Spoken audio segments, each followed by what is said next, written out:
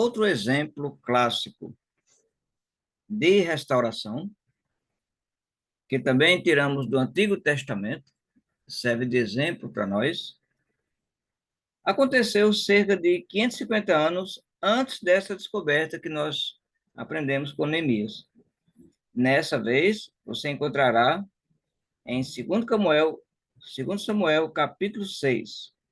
E o protagonista neste drama não é outro senão o homem segundo o coração de Deus, o rei Davi.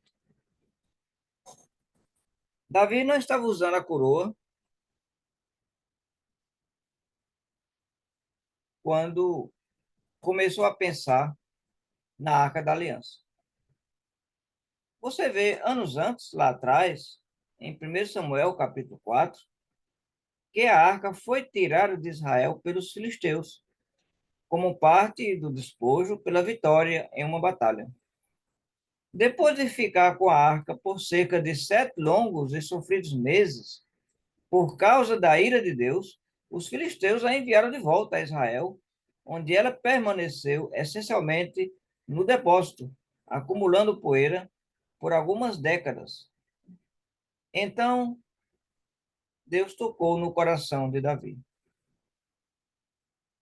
Ao contrário do seu antecessor Saul, Davi era extremamente zeloso e estava determinado a fazer sua nova capital, Jerusalém, o centro de adoração para o reino.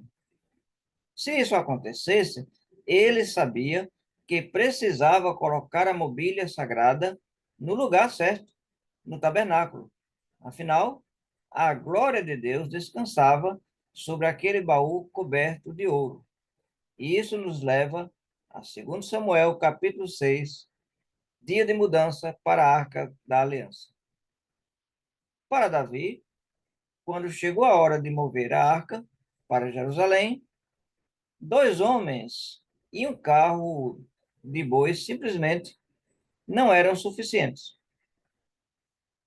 Como a arca representava a presença de Deus, mover-se tinha que ser um evento nacional e todo esforço possível seria pouco quando se tratava dessa mudança.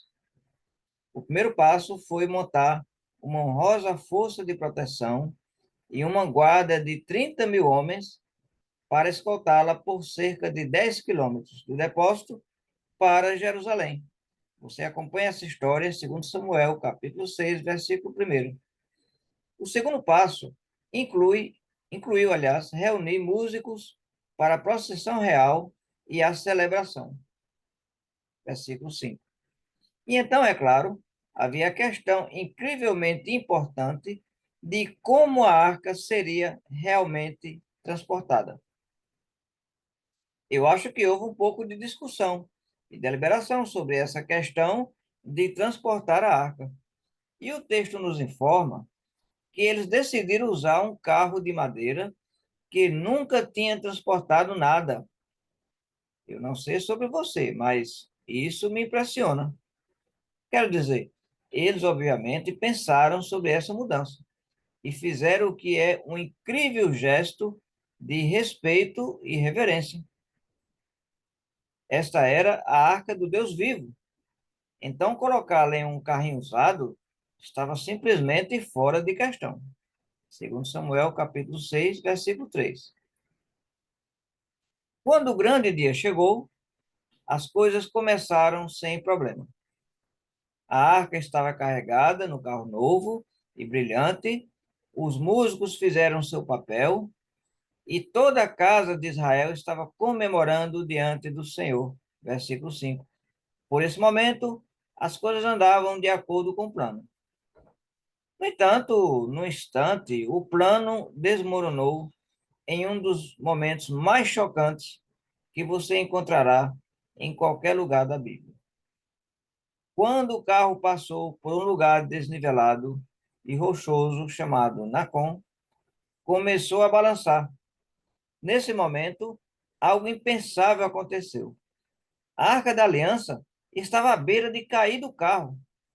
Por sorte, só não aconteceu por causa de um homem chamado Uzá, que estava ajudando a guiar o carro e fez o que qualquer um teria feito. Ele estendeu a mão e agarrou a arca para evitar que caísse do carro. Isso é o que qualquer um teria feito, correto?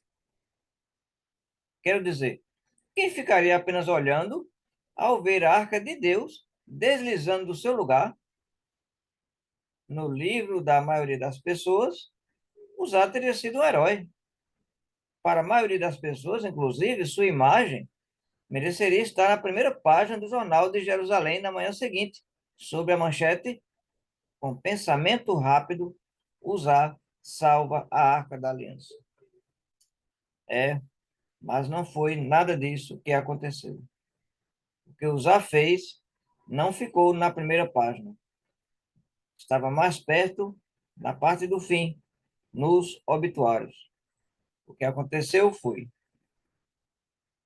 a ira do Senhor se acendeu contra Uzá, e Deus o feriu ali mesmo, por essa irreverência, e morreu junto à arca de Deus. Segundo Samuel, capítulo 6, versículo 7. Com um cadáver a seus pés, Davi de repente ficou muito irritado e também muito assustado. Imagino que com mais medo do que raiva. E ele decidiu cancelar imediatamente o resto da missão. Capítulo 6, versículo 8 a 11. Então, gente, vamos lá. O que foi que deu errado? Você acreditaria que eles estavam transportando a arca da maneira errada? Acredite, alguns séculos antes, Deus realmente havia dado a Moisés instruções detalhadas sobre como a arca deveria ser transportada de um lugar para o outro. Infelizmente, no entanto, parece que essas instruções foram perdidas, ou seja, esquecidas, enquanto a arca estava esperando no depósito todos aqueles anos. Após o apelo de Deus, Davi voltou a Jerusalém, retirou a Bíblia, a lei de Moisés, e começou a fazer sua tarefa de casa. E ele descobriu as instruções originais de Deus sobre como transportar a arca. Ele descobriu que Deus havia dito especificamente que deveria ser levada pelos levitas, e eles deveriam carregá-lo sobre seus ombros, com varas folheadas a ouro, que eram escorregadas através de anéis na base de cada canto da arca. Você pode encontrar esse ensinamento no livro de Êxodo, capítulo 25, versículos 12 a 15, também Números, capítulo 4, versículos 5 a 6 e versículo 15. Então, 3 meses depois, ele restaurou essa prática e, finalmente, trouxe a arca de volta para onde ela pertencia. Veja como a Bíblia descreve a restauração de Davi sobre essas instruções perdidas. Então Davi disse: somente os levitas poderão carregar a arca de Deus, pois o Senhor os escolheu para transportarem a arca do Senhor e para ficarem sempre ao seu serviço. Então Davi convocou os sacerdotes, Zadok e Abiatar, e os levitas, e lhes disse: vocês deverão consagrar-se e levar a arca do Senhor, o Deus de Israel, para o local que preparei para ela. Pelo fato de vocês não terem carregado a arca na primeira vez, a ira do Senhor nosso Deus causou destruição entre nós. Nós não tínhamos consultado sobre como proceder. Então, os sacerdotes e os levitas se consagraram para transportar a arca do Senhor, Deus de Israel, e os levitas carregaram a arca de Deus, apoiando as varas da arca sobre os ombros, conforme Moisés tinha ordenado, de acordo com a palavra do Senhor. 1 Crônicas, capítulo 15, versículo 2 e versículos 11 a 15. Faça o que quiser, mas não perca as duas declarações que destacamos nessa passagem de Crônicas. Em primeiro lugar, Davi confessa que quando eles tentaram mover a arca pela primeira vez, eles não fizeram de acordo com as instruções de Deus. Suas palavras foram: não tínhamos consultado sobre como proceder.